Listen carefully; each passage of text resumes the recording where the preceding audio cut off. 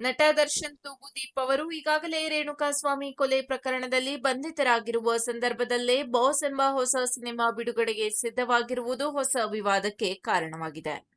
ಪ್ರಕರಣ ಇನ್ನು ನ್ಯಾಯಾಲಯದಲ್ಲಿರುವ ಸಮಯದಲ್ಲಿ ಈ ಸಿನಿಮಾ ಟೀಸರ್ ಹೊರಬಂದಿದ್ದು, ಅದರಲ್ಲಿ ತೋರಿಸಿರುವ ಕೆಲವು ದೃಶ್ಯಗಳು ಹಾಗೂ ನೈಜ ಘಟನೆ ಆಧಾರಿತ ಎಂಬ ಹೇಳಿಕೆ ಈಗ ದೊಡ್ಡ ಚರ್ಚೆಗೆ ಕಾರಣವಾಗಿದೆ.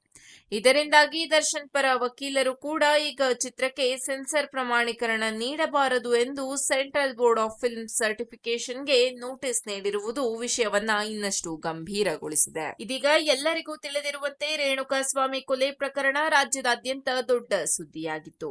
ಆರೋಪಗಳ ಪ್ರಕಾರ ಚಿತ್ರದುರ್ಗದಿಂದ ರೇಣುಕಾಸ್ವಾಮಿಯನ್ನ ಕರೆತಂದು ಬೆಂಗಳೂರಿನ ಪಟ್ಟಣಗೆರೆ ಪ್ರದೇಶದ ಒಂದು ಶೆಡ್ನಲ್ಲಿ ಹಲ್ಲೆ ನಡೆಸಿ ಕೊಲೆ ಮಾಡಲಾಗಿದೆ ಎಂಬ ಆರೋಪ ಇದೆ. ಈ ಘಟನೆಯ ಸಮಯದಲ್ಲಿ ದರ್ಶನ್ ಅವರು ಹಾಗೂ ಅವರ ಆಪ್ತರು ಸ್ಥಳದಲ್ಲಿದ್ದರು ಎಂಬುದು ಚಾರ್ಜ್ ಶೀಟ್ನಲ್ಲಿ ಉಲ್ಲೇಖವಾಗಿದೆ ಎಂದು ಹೇಳಲಾಗುತ್ತಿದೆ. ಬಳಿಕ ಮೃತದೇಹವನ್ನ ಮೋರಿಯ ಬಳಿ ಎಸೆದಿರುವ ವಿಚಾರವು ತನಿಖೆಯಲ್ಲಿ ಹೊರಬಂದಿತ್ತು. ಮೊದಲಿಗೆ ಶವವನ್ನ ತ್ಯಜಿಸಿದವರು ಪೊಲೀಸರಿಗೆ ಸಿಕ್ಕಿಬಿದ್ದ ನಂತರ ಪ್ರಕರಣದ ತನಿಖೆ ದರ್ಶನ್ ಕಡೆಗೂ ತಲುಪಿತು.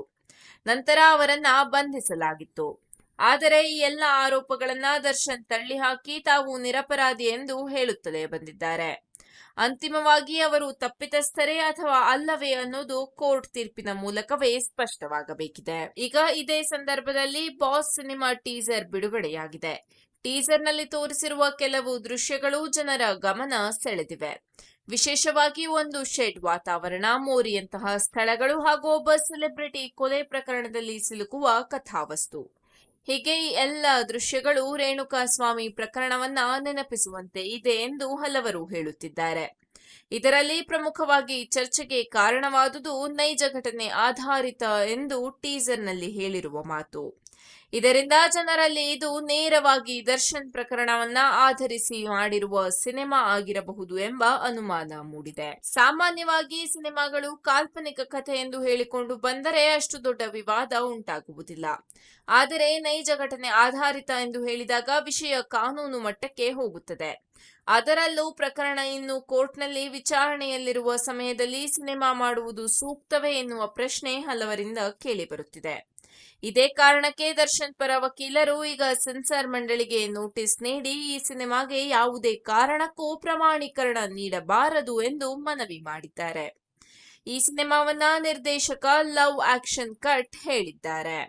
ಈ ಚಿತ್ರದಲ್ಲಿ ನಟ ತನುಷ್ ಶಿವಣ್ಣ ನಾಯಕನಾಗಿ ಅಭಿನಯಿಸಿದ್ದಾರೆ. ಆದರೆ ಟೀಸರ್ ನೋಡಿದ ಅನೇಕರು ಕಥೆ ದರ್ಶನ್ ಪ್ರಕರಣದ ಜೊತೆ ಹೋಲುತ್ತದೆ ಎಂದು ಹೇಳುತ್ತಿರುವುದರಿಂದ ಚಿತ್ರತಂಡಕ್ಕೂ ಈಗ ಒತ್ತಡ ಹೆಚ್ಚಾಗಿದೆ. ಇದೀಗ ಮುಂದೆ ಈ ಸಿನಿಮಾಗೆ ಎದುರಾಗಬಹುದಾದ ತೊಂದರೆಗಳ ಬಗ್ಗೆ ನೋಡಿದರೆ ಮೊದಲನೆಯದು ಕಾನೂನು ಅಡಚಣೆ ಪ್ರಕರಣ. ಇನ್ನೂ ನ್ಯಾಯಾಲಯದಲ್ಲಿರುವುದರಿಂದ ಈ ಸಿನಿಮಾ ನ್ಯಾಯಾಂಗ ಪ್ರಕ್ರಿಯೆಗೆ ಪ್ರಭಾವ ಬೀರುವ ಸಾಧ್ಯತೆ ಇದೆ ಎಂದು ಹೇಳಬಹುದು. ಇದನ್ನ ಸಬ್ ಜೂಡಿಸ್ ವಿಚಾರ ಅಂತ ಕಾನೂನು ಭಾಷೆಯಲ್ಲಿ ಕರೆಯುತ್ತಾರೆ. ಅಂದರೆ ಕೋರ್ಟಿನಲ್ಲಿ ವಿಚಾರಣೆ ನಡೆಯುತ್ತಿರುವ ವಿಷಯವನ್ನ ಸಿನಿಮಾದ ರೂಪದಲ್ಲಿ ತೋರಿಸಿದರೆ ಅದು ಜನಾಭಿಪ್ರಾಯವನ್ನ ಪ್ರಭಾವಿಸಬಹುದು. ಈ ಕಾರಣದಿಂದಲೇ ಸೆನ್ಸಾರ್ ಮಂಡಳಿ ಸಿನಿಮಾ ಬಿಡುಗಡೆಗೆ ತಡೆ ಹಿಡಿಯುವ ಸಾಧ್ಯತೆ ಕೂಡ ಇದೆ. ಇನ್ನೊಂದು ದೊಡ್ಡ ಸಮಸ್ಯೆ ಎಂದರೆ ಮಾನಹಾನಿ. ಯಾರಾದರೂ ವ್ಯಕ್ತಿಯನ್ನ ಅಥವಾ ಘಟನೆಯನ್ನ ಸ್ಪಷ್ಟವಾಗಿ ಗುರುತಿಸುವಂತೆ ಸಿನಿಮಾ ಮಾಡಿದರೆ ಮತ್ತು ಅವರ ಮಾನಕ್ಕೆ ಧಕ್ಕೆಯಾಗುತ್ತದೆ ಎಂದು ಅವರು ಹೇಳಿದರೆ ಕಾನೂನು ಕ್ರಮ ಕೈಗೊಳ್ಳಬಹುದು. ವಿಶೇಷವಾಗಿ ಪ್ರಕರಣದಲ್ಲಿ ಆರೋಪಿಗಳ ಹೆಸರು ಸ್ಪಷ್ಟವಾಗಿರದಿದ್ದರೂ ಕಥೆ ಅವರನ್ನೇ ನೆನಪಿಸುವಂತಿದ್ದರೆ ಸಮಸ್ಯೆ ಇನ್ನಷ್ಟು ಹೆಚ್ಚಾಗಬಹುದು. ಮೂರನೆಯದು ಸಾರ್ವಜನಿಕ ಪ್ರತಿಕ್ರಿಯೆ. ಈಗಾಗಲೇ ಈ ಪ್ರಕರಣ ಬಹಳ ಭಾವನಾತ್ಮಕವಾಗಿ ಜನರಲ್ಲಿ ಚರ್ಚೆಗೆ ಕಾರಣವಾಗಿದೆ. ಇಂತಹ ಸಂದರ್ಭದಲ್ಲೇ ಸಿನಿಮಾ ಮಾಡಿದರೆ ಅಭಿಮಾನಿಗಳ ನಡುವೆ, ಸಾಮಾನ್ಯ ಜನರ ನಡುವೆ ಮತ್ತೆ ವಿವಾದ ಉಂಟಾಗುವ ಸಾಧ್ಯತೆ ಇದೆ. ಪ್ರತಿಭಟನೆ, ಸಿನಿಮಾ ಪ್ರದರ್ಶನ ತಡೆಯುವ ಪ್ರಯತ್ನಗಳು ಕೂಡ ನಡೆಯಬಹುದು. ಹೀಗಾಗಿ ಈ ಸಿನಿಮಾ ನಿಜವಾಗಿಯೂ ಬಿಡುಗಡೆ ಆಗುತ್ತದೆಯೇ ಎನ್ನುವುದು ಈಗ ದೊಡ್ಡ ಪ್ರಶ್ನೆಯಾಗಿದೆ. ಮೊದಲು ಸೆನ್ಸಾರ್ ಮಂಡಳಿಯ ತೀರ್ಮಾನ ಮುಖ್ಯವಾಗುತ್ತದೆ. ಸೆನ್ಸಾರ್ ಮಂಡಳಿ ಈ ಸಿನಿಮಾ ಕಥೆಯನ್ನ ಪರಿಶೀಲಿಸಿ ಇದು ನೇರವಾಗಿ ಪ್ರಕರಣವನ್ನ ಆಧರಿಸಿದೆ ಎಂದು ಕಂಡರೆ ಪ್ರಮಾಣೀಕರಣವನ್ನ ತಡೆಹಿಡಿಯಬಹುದು ಅಥವಾ ಕೆಲವು ದೃಶ್ಯಗಳನ್ನ ಕತ್ತರಿಸಲು ಸೂಚಿಸಬಹುದು. ಚಿತ್ರತಂಡ ಆ ಸೂಚನೆಗಳನ್ನ ಪಾಲಿಸಿದರೆ ಮಾತ್ರ ಸಿನಿಮಾ ಬಿಡುಗಡೆಯಾಗುವ ಸಾಧ್ಯತೆ ಇರುತ್ತದೆ. ಇಲ್ಲವಾದರೆ ಕೋರ್ಟ್ ಮಟ್ಟಕ್ಕೂ ವಿಚಾರ ಹೋಗುವ ಸಾಧ್ಯತೆ ಇದೆ. ಅಂತಹ ಪರಿಸ್ಥಿತಿಯಲ್ಲಿ ಸಿನಿಮಾ ಬಿಡುಗಡೆ ಬಹಳ ದಿನ ಮುಂದೂಡಲ್ಪಡುವ ಸಾಧ್ಯತೆಯೂ ಇದೆ. ಸಾಮಾನ್ಯವಾಗಿ ನೈಜ ಘಟನೆಗಳ ಮೇಲೆ ಸಿನಿಮಾ ಮಾಡುವಾಗ ಚಿತ್ರತಂಡ ಹಲವು ಕಾನೂನು ಕ್ರಮಗಳನ್ನು ಅನುಸರಿಸಬೇಕು. ಮೊದಲನೆಯದಾಗಿ, ಘಟನೆಯಲ್ಲಿರುವ ವ್ಯಕ್ತಿಗಳ ಹೆಸರು, ಸ್ಥಳ ಮತ್ತು ವಿವರಗಳನ್ನು ನೇರವಾಗಿ ಬಳಸಬಾರದು.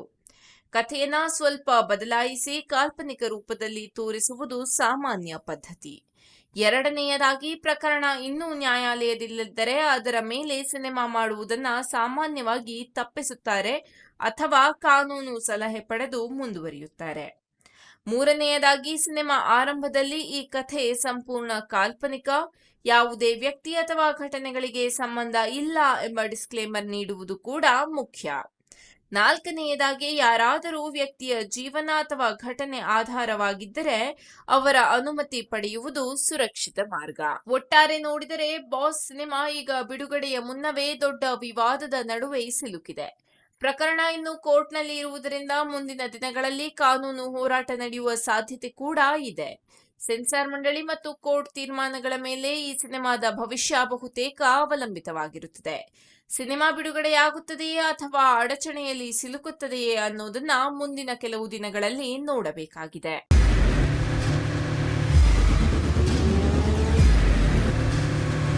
ಪ್ರಜಾಮಾರ್ಗ ನ್ಯೂಸ್, ಇದು ಜನಸಾಮಾನ್ಯರ ಧ್ವನಿ. ನಮಸ್ಕಾರ. ನೀವು ನೋಡ್ತಾ ಇದ್ದೀರಾ ಪ್ರಜಾಮಾರ್ಗ ನ್ಯೂಸ್. ರಾಷ್ಟ್ರದ, ರಾಜ್ಯದ, ರಾಜಕೀಯದ ಬಗ್ಗೆ ಹೆಚ್ಚಿನ ಸಿನಿಮಾ ಅಪ್ಡೇಟ್ಗಳಿಗಾಗಿ ಫಸ್ಟ್ ಲೈಕ್ ಮಾಡಿ, ಸಬ್ಸ್ಕ್ರೈಬ್ ಆಗಿ, ಹಾಗೆ ಫಾಲೋ ಕೂಡ ಮಾಡಬೇಕು.